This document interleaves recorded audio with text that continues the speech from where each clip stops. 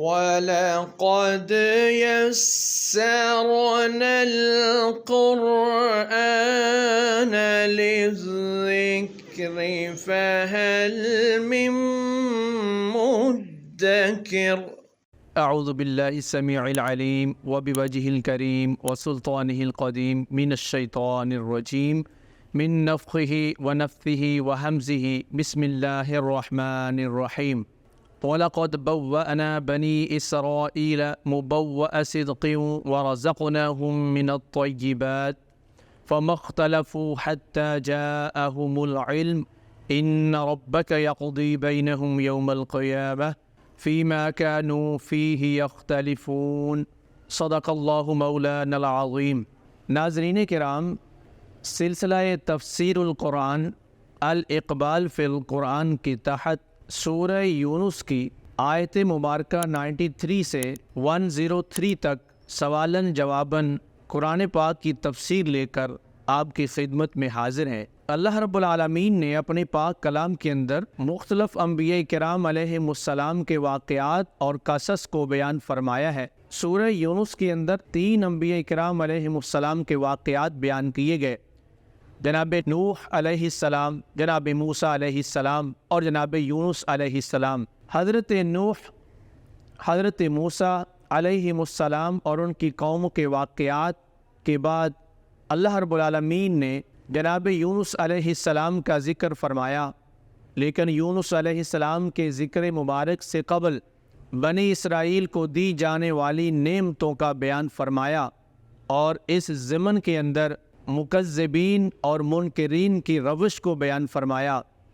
ارشاد ربانی ہے وَلَقَدْ بَوَّأْنَا بَنِي إِسْرَائِيلَ مُبَوَّأَ صِدْقٍ، اور بے شک ہم نے بنی اسرائیل کو رہنے کے لیے پاکیزہ گھر دیا اور زمین کے اندر ان کو اچھا ٹھکانہ عطا فرمایا۔ وَرَزَقْنَاهُم مِّنَ الطَّيِّبَاتِ، اور ہم نے ان کو پاکیزہ چیزیں کھانے کو عطا فرمائی۔ فَمَا اخْتَلَفُوا حَتَّى جَاءَهُمُ الْعِلْمُ، تو اختلاف نہیں کیا اللہ تعالیٰ کی آیات میں ان لوگوں نے مگر علم آنے کے بعد۔ إِنَّ رَبَّكَ يَقْضِي بَيْنَهُمْ يَوْمَ الْقِيَامَةِ فِيمَا كَانُوا فِيهِ يَخْتَلِفُونَ، بے شک تیرا رب ان کے مابین جھگڑوں کا فیصلہ قیامت کے دن فرما دے گا۔ سوال یہ ہے کہ اس آیت مبارکہ میں پاکیزہ ٹھکانے سے کون سا ٹھکانہ مراد ہے اور پاکیزہ رزق سے کیا مراد ہے؟ اس کا جواب یہ ہے کہ دراصل اللہ رب العالمین نے بنی اسرائیل پر کی جانے والی نعمتوں کو ذکر فرمایا ہے کہ اللہ رب العالمین نے کس قدر ان کو نعمتوں سے نوازا، لیکن اس کے باوجود انہوں نے آیات ربانیہ کے اندر اختلاف فرمایا۔ پاکیزہ ٹھکانے سے مراد اردن اور فلسطین کا علاقہ ہے جو سرسبز و شاداب تھا، اور وہاں ہر قسم کی نعمتیں موجود تھی۔ وَرَزَقْنَاهُم مِّنَ الطَّيِّبَاتِ، اور ہم نے ان کو پاکیزہ چیزیں کھانے کو عطا فرمائی۔ انسان فطرتی طور پر جن نعمتوں کا محتاج اور متمنی ہوتا ہے، اللہ رب العالمین نے بنی اسرائیل کو وہ نعمتیں عطا فرمائی۔ فرمایا ہم نے ان کو رہائش کے لیے پاکیزہ ٹھکانہ عطا فرمایا، رہنے کے لیے خوبصورت کشادہ نعمتوں سے مزین مکانات عطا فرمائے، اور فرمایا جب انسان اچھی رہائش کا طلبگار ہو تو اچھے کھانے کا بھی طلبگار ہوتا ہے۔ اللہ رب العالمین نے بنی اسرائیل کی اس مادی ضرورت کو پورا کرنے کے لیے ان کو مختلف قسم کے پھل اور سبزیاں عطا فرمائی تاکہ ان کا گزر اور بسر اچھا ہو جائے۔ اللہ رب العالمین نے یہ ساری نعمتیں اس لیے دی تھیں تاکہ اللہ کے حکم کے پابند رہیں، اللہ کی طرف سے ان کو جو انعامات ملے ہیں اس کی شکر گزاری کریں، اللہ کی آیتوں کے اندر اختلاف نہ کریں، لوگوں کو آپس میں ملا کے رکھیں اور لوگوں کے درمیان تفرقہ پیدا نہ کریں۔ لیکن ارشاد فرمایا فَمَا اخْتَلَفُوا حَتَّى جَاءَهُمُ الْعِلْمُ، انہوں نے اختلاف اس وقت کیا جب ان کے پاس علم آ گیا۔ یہ جملہ اس بات کی طرف اشارہ کر رہا ہے کہ بنی اسرائیل کے اہل علم نے اپنی توانائیاں اور اپنی صلاحیتیں اختلافات کی نظر کر دیں، جس طرح کہ اس وقت امت محمدیہ کے اہل علم نے اپنی ساری توانائیاں اختلاف کی نظر کر دی ہیں۔ ایک مسلک دوسرے مسلک کو، ایک فرقہ دوسرے فرقے کو، ایک جماعت دوسری جماعت کو ایک گروہ دوسرے گروہ کو نیچا دکھانے کے چکر میں اپنی ساری توانائیاں وقف کر دیتا ہے۔ کتنے اہل علم ان اختلافات کی نظر ہو گئے اور اختلافات جہاں تھے وہیں رہے، جھگڑے بڑھے، قتل و غارت ہوئی، اختلافات بڑھ گئے، دوستیاں دشمنیوں میں تبدیل ہو گئیں، رشتہ داریاں ٹوٹ گئیں، صلہ رحمی قطع رحمی میں بدل گیا، اور لوگوں کا سرمایہ جو دین کے اوپر خرچ ہوا تھا وہ اختلافات کی نظر ہو گیا، شخصیت پرستی پروان چڑھ گئی،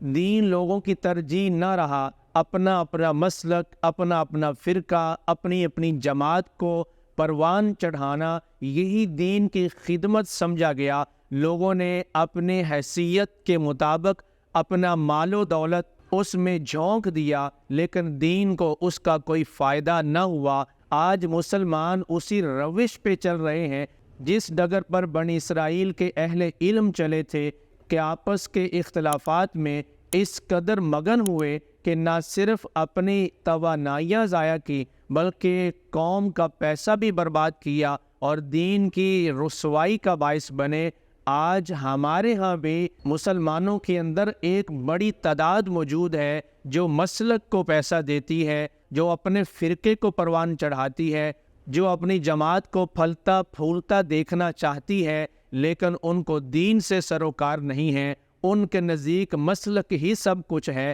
اور اس روش اور طرز عمل نے ملت اسلامیہ کو ناقابل تلافی نقصان سے دوچار کیا ہے، جیسے بنی اسرائیل کو کیا تھا۔ اللہ رب العالمین نے بنی اسرائیل پر ہونے والی ان نعمتوں کو ذکر کر کے اللہ تعالیٰ نے ہم مسلمانوں کو پیغام دیا ہے کہ جب میں تمہیں رہنے کے لیے پاکیزہ مکانات اور کھانے پینے کے لیے اعلیٰ رزق عطا فرماؤں تو میری نعمتوں کو اختلافات کی نظر نہ کر دینا، ایک دوسرے کو نیچا دکھانے کے لیے آیات ربانیہ کی من مانی تعویلات نہ کرنا اور اس کے پیچھے نہ پڑنا، ورنہ تم بھی ویسے ہی گمراہ ہو جاؤ گے جیسے بنی اسرائیل گمراہ ہوئے۔ اللہ رب العالمین نے اس بات کی طرف اشارہ فرما دیا ہے، ان ربک یقضی بینہم یوم القیامہ فیما کانوا فیہ یختلفون، کہ امت کے باہمی اختلافات جس طرح بنی اسرائیل میں ختم نہیں ہوئے تھے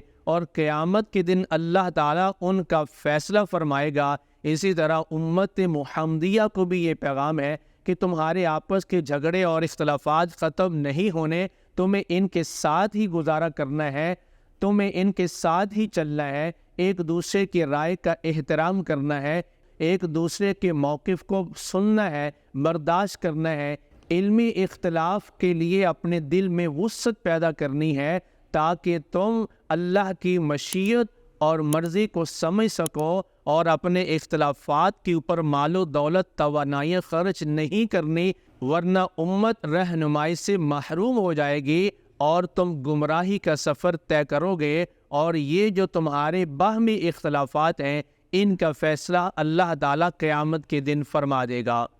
آیت مبارکہ نمبر 94 میں ارشاد فرمایا، فَإِن كُنْتَ فِي شَكٍّ مِّمَّا أَنزَلْنَا إِلَيْكَ، اے سننے والے، اے مخاطب، اگر جو کچھ ہم نے اپنے محبوب کی طرف اتارا ہے تم میں اس کے بارے میں تردد ہے اور تم شک کا شکار ہو، فَاسْأَلِ الَّذِينَ يَقْرَؤُونَ الْكِتَابَ مِن قَبْلِكَ، تو تم تصدیق کے لیے ان لوگوں سے پوچھ لو جو کہ کتاب کو پڑھتے ہیں اور تم سے پہلے مذاہب سے تعلق رکھتے ہیں اور وہ کتاب الہی کو پڑھتے ہیں، تم اس سے اس شک کو دور کرنے کے لیے اللہ تعالیٰ کے پیغمبر جناب محمد رسول اللہ صلی اللہ علیہ وسلم پر اترنے والے قرآن کی تصدیق کر سکتے ہو، کیونکہ لَقَدْ جَاءَكَ الْحَقُّ مِن رَبِّكَ، بے شک آپ کے پاس آپ کے رب کی طرف سے حق آیا ہے، فَلَا تَكُونَنَّ مِنَ الْمُمْتَرِينَ،